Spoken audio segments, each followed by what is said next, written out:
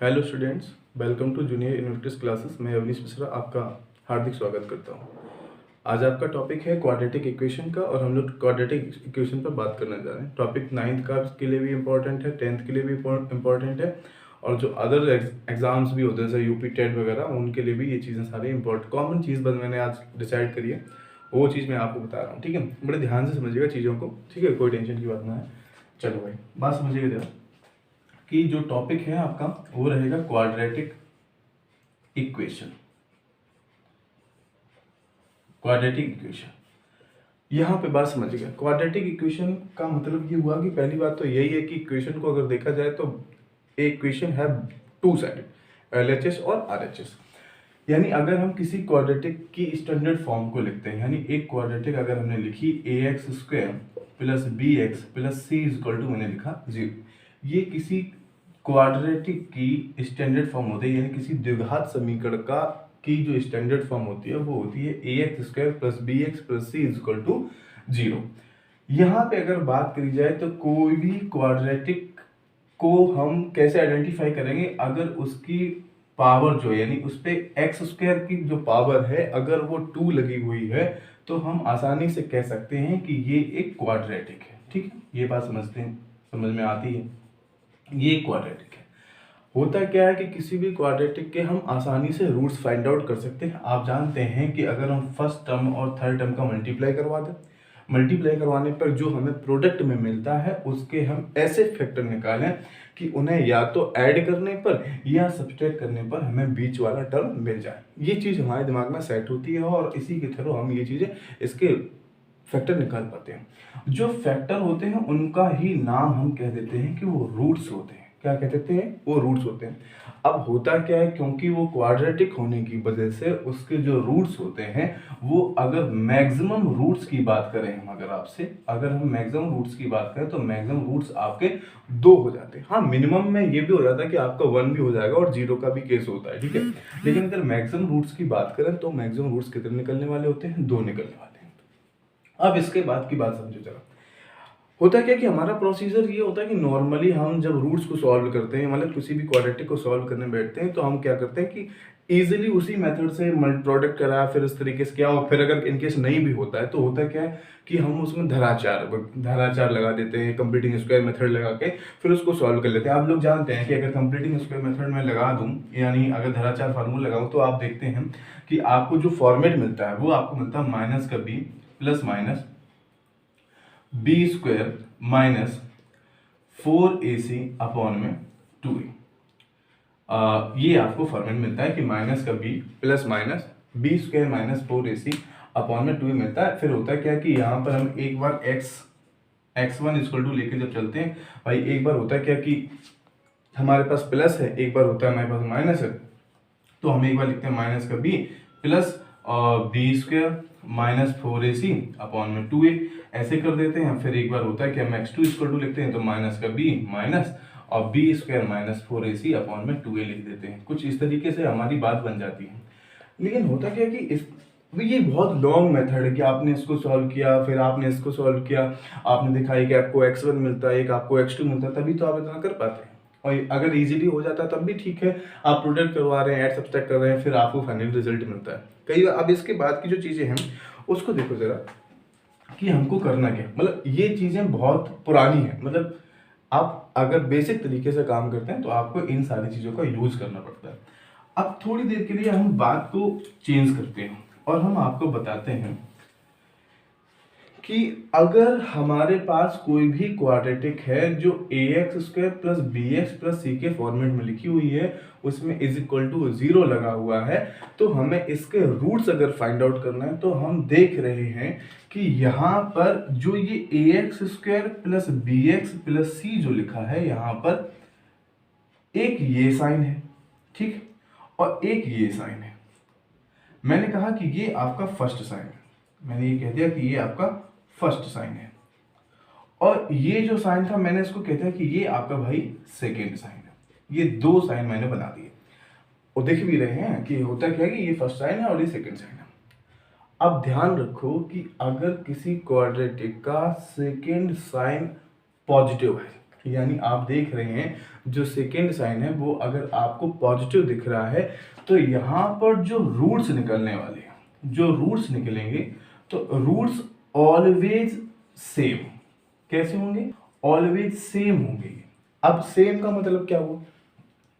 या देखो भाई, दो रूट्स तो दो निकलेंगे, एक अब या तो दोनों प्लस प्लस के होंगे, सेम का मतलब ये है अकॉर्डिंग टू साइन, या दोनों माइनस माइनस के होंगे। ये ध्यान रखने की बात है कि अगर आपके पास जो सेकेंड साइन है वो आपका पॉजिटिव है तो रूट्स ऑलवेज सेम निकलने वाले हैं।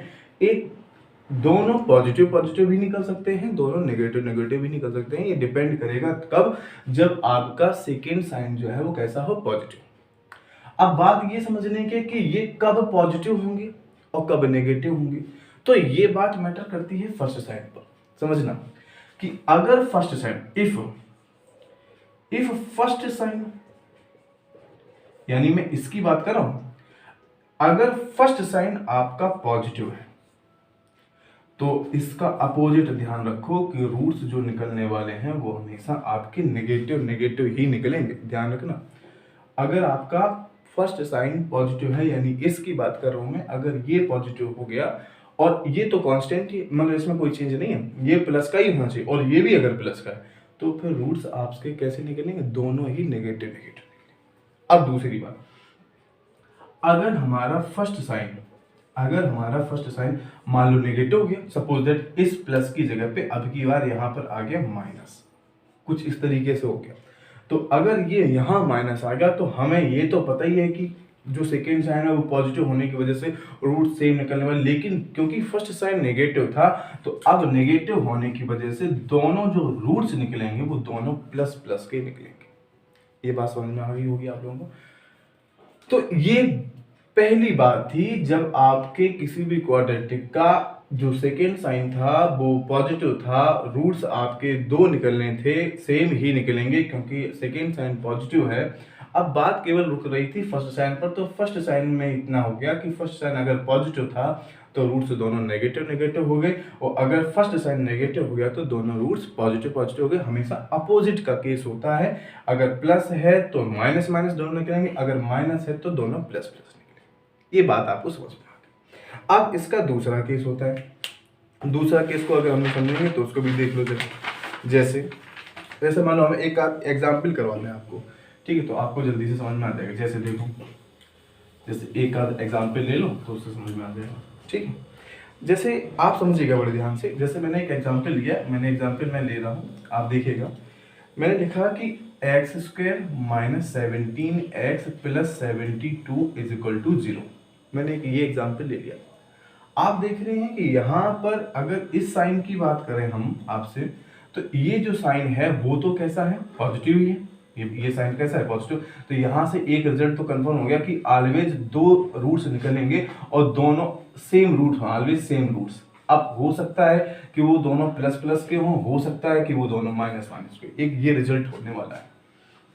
अब लेकिन समस्या क्या है कि ये चीज देखो कि जो सेकेंड साइन है वो नेगेटिव है। अब सेकेंड साइन अगर नेगेटिव हो गया तो हमने अभी आपको पिछली बात में बताया था कि अगर साइन नेगेटिव, फर्स्ट साइन अगर कैसा है? नेगेटिव है, तो रूट्स कैसे होंगे? तो रूट्स आपको जो मिलेंगे वो पॉजिटिव पॉजिटिव ही मिलेंगे। ध्यान रखना कि अगर फर्स्ट साइन अगर नेगेटिव हो गया तो रूट्स आपको मिलेंगे पॉजिटिव पॉजिटिव। अच्छा, एक बात समझो बड़े ध्यान से कि अगर 72 के हम लोग फैक्टर निकालें, ठीक है, अगर 72 के अगर हम फैक्टर निकालें तो होता क्या है कि हम आपसे कहते जरूर हैं कि या तो ऐड करने पर मिलेंगे बीच का टर्म, या फिर कुछ ऐसे फैक्टर होंगे जिनको सब्सट्रैक्ट करने पर 17 मिल जाएगा। लेकिन अगर हमेशा ध्यान रखो कि जब सेम ही रूट्स निकलने वाले हैं, बीच में प्लस का साइन लगा है, तो रूट्स चाहे प्लस का केस हो चाहे माइनस का हो, अगर दोनों ही साइन पर, जैसे मान लो सपोज किसी नंबर के रूट्स प्लस के 3 प्लस के 5 आ रहे हैं, प्लस के 5 आ रहे, तो ये हमेशा ऐड करने पर ही मिलेंगे। हो सकता है अगर माइनस के 3 और माइनस के 5 आ रहे तो ये हमेशा ऐड करने पर ही मिलेंगे, क्योंकि प्लस प्लस भी जुड़ता है, माइनस माइनस भी जुड़ते हैं। ये एक अलग बात है कि माइनस माइनस का साइन चेंज नहीं होगा, लेकिन जुड़ेगा तो दोनों ही केस में जुड़ने की ही बात है और कोई बात नहीं है, ठीक है। अगर अब देखो जरा, अगर हम सही तरीके से देखें जरा, हम आपको ये एग्जाम्पल अगर सॉल्व करके दिखाएं तो देखो, अगर हम 72 के फैक्टर करें, 72 के फैक्टर करें तो एक आता है 8 और एक आता है 9, समझ रहे? अब देखो होता क्या है कि दोनों में हमने आपको बताया कि दोनों को दोनों रूट्स एक जैसे होंगे, हो सकता है वो दोनों प्लस प्लस के हों, हो सकता है वो दोनों माइनस वन। अब हमको पता है कि 8 और 9 को ऐड करने पर 17 मिल जाएगा, आसानी से मिल जाएगा। तो इसका मतलब क्या हुआ कि x के जो रूट यानी जो वैल्यू ऑफ x निकलने वाली है वो दो निकलने वाली है, एक बार आपकी 8 निकलेगी, एक बार आपकी 9 निकलेगी, यानी और दोनों ही प्लस प्लस करने पर हमको मिल जाएंगे। देखो अगर हम +8 और +9 रखें तो 9 और 8 ऐड करने पर हमें 17 मिल जाता है, दोनों ही ऐड करने पर मिल रही है वैल्यू। इसका मतलब हम समझ रहे हैं कि जो x होने वाला है वो आपका 8,9 निकलने वाला है। अगर आप इनको फैक्टराइज करके देखेंगे, अगर आप वही पुराना वाला मेथड लगा के देखो कि हम फर्स्ट टर्म और थर्ड टर्म का मल्टीप्लाई करें फिर सॉल्व करें, फिर हम देखेंगे आपको जो x की वैल्यू मिलेंगी वो या तो 8 और एक 8 मिलेगी और एक आपको 9 मिलेगी, क्योंकि दोनों पॉजिटिव के केस में बात हो रही है। ठीक है, इतनी बात हमको अच्छे से समझ में आ गई। अच्छा एक चीज और ध्यान रखना कि जब भी हम किसी भी क्वाड्रेटिक का फैक्टर निकालते हैं तो फर्स्ट टर्म और थर्ड टर्म का मल्टीप्लाई कराने पर जो वैल्यू हमें मिलती है वो वैल्यू हमें क्या होती है कि जैसे मान लो ये मिल गई, अगर यहाँ पर हमें x के कोफिशिएंट x स्क्वायर के कोफिशिएंट से उन फैक्टर में डिवाइड भी कराना पड़ता है।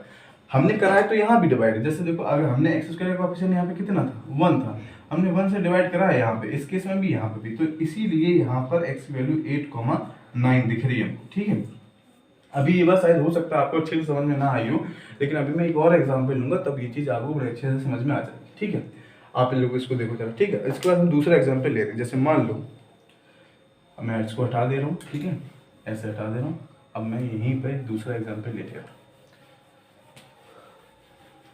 ये दूसरा एग्जाम्पल ले ले रहा हूँ। ठीक है, दूसरा एग्जाम्पल मैंने लिया कि 3x², जैसे मान लो मैंने एक एग्जाम्पल लिया 3x² -27x और +60 लिया, ये =0 है। मैंने बहुत ध्यान से देखना, अच्छा सारी बात यहीं से क्लियर हो जाएगी। 3x² -27x +60 ले लिया। अब आप देखो जरा कि जो सेकेंड साइन है वो कैसा है, पॉजिटिव है। अब हमने आपको बताया कि सेकेंड साइन अगर पॉजिटिव है तो रूट्स कैसे निकलते हैं, सेम निकलते हैं। हो सकता है वो दोनों प्लस प्लस के हों, हो सकता है वो दोनों माइनस माइनस के हों। अब दूसरी बात ये हुई कि हमने देखा कि अगर हम फर्स्ट टर्म और थर्ड टर्म का करवा दें मल्टीप्लाई, तो मल्टीप्लाई करवाने पर हमें मिलेगा 60 × 30। अब देखो होता है क्या कि हम जनरली इसको मल्टीप्लाई करवा, हमने देखा कि 180 मिल रहा है, हम 180 के फैक्टर निकालने लगते हैं, फिर सॉल्व करते हैं, ऐसे ये सब करने लगते हैं। लेकिन अगर हम देखें तो हमारे पास एक और भी तरीका है कि हम बड़े आसानी से उसको कर सकते हैं। 60 को अगर हमें कहाँ तक पहुंचाना है, 27 पे लाना है। अगर हम 60 को ब्रेक कर दें, देखो 60 का 60 × 3 लिखा है, मतलब ये आपका हो गया तुम्हारा 180 हो गया। इसका मतलब ये हो गया कि अगर हम इसको और डिफाइन करें, देखो जरा यहाँ से, हाँ देखो जरा, इसको 12 लिख दें, इसको लिख दो ऐसे 12 और यहाँ लिख दो 5, ऐसे लिख दो। 60 जब हमने लिखा 12 × 5 और 3 की जगह पे ऐसे ही रखो, तो ये हो गए 5 × 15 और ये हो गए 12, तो 12 1 हो गया, 15 1 हो गया, यानी हमें फैक्टर पता चल गए 12 और 15। अगर हम इनको ऐड कर देंगे तो हमें 27 ही मिल जाएगा। अब एक चीज़ देखो जरा बड़े ध्यान से कि अगर हमने 3x, हमें तो पता तो चल ही गया कि फैक्टर कितने निकलने वाले हैं, 12 और 15 निकलने वाला है, तो एक फैक्टर हो गया आपका प्लस के 12, एक फैक्टर हो गया प्लस के 15। लेकिन ये केवल ये आपके एक्चुअल फैक्टर नहीं निकल के आए, ये केवल वो फैक्टर हैं जो आपको 27 लाने के लिए मिले हैं पहले टर्म और थर्ड टर्म को मल्टीप्लाई करवाने के बाद। अब अगर मैं फैक्टर निकालने हैं तो जो हमारे पास एक वैल्यू है 12, तो उसमें हम x² के कोफिशिएंट से करवा दें डिवाइड, यानी 12/3। फिर दूसरी वैल्यू है हमारे पास 15, इसमें भी हम 3 से डिवाइड करवा दें, तो 3 4 जा 12 हो गया और 3 5 जा 15 हो गया। यानी अगर हम फैक्टर की बात करें तो फैक्टर आपके निकलेंगे प्लस के 4 और प्लस के 3, ये दो फैक्टर निकल के आएंगे। आप ये बात बड़े ध्यान से समझ में आ गई होगी, क्लियर है? मेरी बात ध्यान से सुनिएगा, दोबारा से मैं इस चीज़ को एक्सप्लेन किया दे रहा हूँ कि आपकी जो क्वाड्रेटिक थी वो 3x² -27x +60 थी, = 0 था। हमने 60 और 3 का मल्टीप्लाई करवाया, हमें रिजल्ट जो मिल रहा वो मिल रहा था 180, लेकिन हमने उसको 180 नहीं लिखा, हमने उसको 60 × 3 लिख दिया। हम जानते हैं कि अगर 60 में से 5 हम इसको दे देंगे 5 हम इसको दे देंगे तो ये बन जाएंगे 33 इंटू 5 बन जाएगा, और इधर तुम्हारे पास 12 बचेगा, तो 12 और 15 दो फैक्टर बन गए, तो 12 और 15 को ऐड करने पर हमें कितना मिल जाएगा, 27 मिल जाएगा। अब ये जो 12 और 15 केवल 27 को ब्रेक करने पर मिले थे, और यही दोनों ऐसे फैक्टर थे जिनका प्रोडक्ट इस प्रोडक्ट के इक्वल था, लेकिन हमें तो एक्चुअल x की वैल्यू निकालनी थी। तो क्या किया कि इन फैक्टर में हमने बताया था कि जो आपको फैक्टर निकल के आते हैं उसमें हम x स्क्वायर के कोएफिशिएंट से डिवाइड करवाते हैं। देखो हुआ क्या था, पिछला जो क्वेश्चन लिया था, पिछले क्वेश्चन में हमने डिवाइड वहां पे भी करवाया था, क्योंकि x स्क्वायर का कोएफिशिएंट वहां पे 1 था, तो x स्क्वायर का जो कोएफिशिएंट 1 था, डिवाइड हमने वहां पे भी करवाया था, तो उसमें अपॉन में बनाया कोई इफेक्ट नहीं पड़ा, इसमें लेकिन इफेक्ट पड़ा। क्या पड़ा कि 12 अपॉन में 3 हुआ, तो 3 का जब हमने डिवाइड करा आपको 4 मिल गया, 15 में 3 से डिवाइड करा तो आपको सॉरी यहाँ पे मैं गलत लेके, यहाँ पे 5 होना चाहिए, 4 और 5 यानी 3 5 15 हुआ था, ठीक है। तो एक आपको वैल्यू मिल गई आपको 4, एक वैल्यू मिल गई आपको, ये आपके एक्चुअल फैक्टर हुए। तो आपने समझा कि किसी भी क्वाड्रेटिक को हम, अब देखो वैसे अभी मैंने समझाया तो थोड़ा टाइम टेकिंग लग रहा है, लेकिन सही तरीके से जब तुम्हारे दिमाग में ये सेट हो जाएगा तो फिर ये टाइम टेकिंग बिल्कुल भी नहीं है। आप तुरंत देखेंगे कि भाई हमारा प्लस साइन है, साइन तो इसका सेकंड साइन पॉजिटिव है, यानी साइन तो क्लियर हो गया कि 2 पॉजिटिव रूट या 2 नेगेटिव रूट निकलने वाले हैं। अब भाई नेगेटिव था तो दोनों पॉजिटिव निकलने वाले हैं। आप नॉर्मल फैक्टर करेंगे, जो आपके फैक्टर आए उसमें एक्स स्क्वायर कोएफिशिएंट से डिवाइड करा दो, सीधे सीधे रूट से निकल आए, आपको कोई झंझट नहीं, कोई टेंशन नहीं है, ठीक है। तो ये दोस्तों मैंने एक पार्ट आपको बताया, कि एक पार्ट हमने आपको बताया केवल कि हम क्वाड्रेटिक को कैसे सॉल्व करेंगे, क्या कंडीशंस होती हैं। अब इसके बाद में और भी कंडीशंस हैं, हो सकता है कि भाई एक केस ऐसा बन जाए कि जैसे मैंने यहाँ पर जो केस बनाया, अब हो सकता है कि यहाँ पर पॉजिटिव साइन आ जाए भाई, अब जैसे पॉजिटिव का केस आ जाएगा तो आपके जो रूट्स निकलने वाले वो दोनों नेगेटिव निकलेंगे, सीधी सी बात है, कोई टेंशन नहीं है इसमें। अब लेकिन जो दूसरी बात में बताना है उसको ध्यान से सुनो, कि अगर यहाँ पर जो सेकेंड साइन है वो नेगेटिव हो जाए तो उसके भी दो केस, जैसे यहाँ पर आप देख रहे हैं कि प्लस साइन से 2 केस मैंने बनाए, एक प्लस साइन लिया, एक पॉजिटिव का केस बनाया, एक नेगेटिव का भी बनाया मैंने। यहाँ पर अगर नेगेटिव साइन हो गया तो इसके भी 2 केस बनेंगे। एक केस ये बनेगा कि एक तो भाई पॉजिटिव हम यहाँ पे माइनस कर दें, एक बार यहाँ पे प्लस रखें, तो वहां पर एक केस बनेगा। दूसरा केस ये बनेगा कि हम यहाँ पे माइनस रखें, फिक्स कर दें, और यहाँ पर अब की बार प्लस कर दें, तो इसके भी केस बनेंगे। तो उनको कैसे सॉल्व करेंगे, वहां पर रूट्स कैसे निकलते हैं, वो चीज़ भी हम आपको बताएंगे, लेकिन वो चीज़ हम आपको दूसरे वीडियो में बताएंगे, क्योंकि ये वीडियो बड़ा हो रहा है थोड़ा सा, ठीक है। तो इस वजह से हम वो चीज़ दूसरे वीडियो में बनाएंगे। आप लोग इस वीडियो को दोबारा से एक बार सही से देखना, ठीक है। आप देखेंगे तो ये कॉन्सेप्ट आपको समझ में आएगा, क्वाड्रेटिक से ही रिलेटेड है, चाहे वो 10th का हो बच्चा, चाहे वो 9th का, कोई भी इसको देखेगा तो उसके लिए ये बहुत ज़्यादा बेनिफिशियल होगा, ठीक है। तो बस आज के लिए इस वीडियो में इतना ही रखें, और नेक्स्ट वीडियो में बात करेंगे, आप उसके लिए आप दूसरा वीडियो अपलोड करेंगे, उसमें आप देखिएगा। Thank you for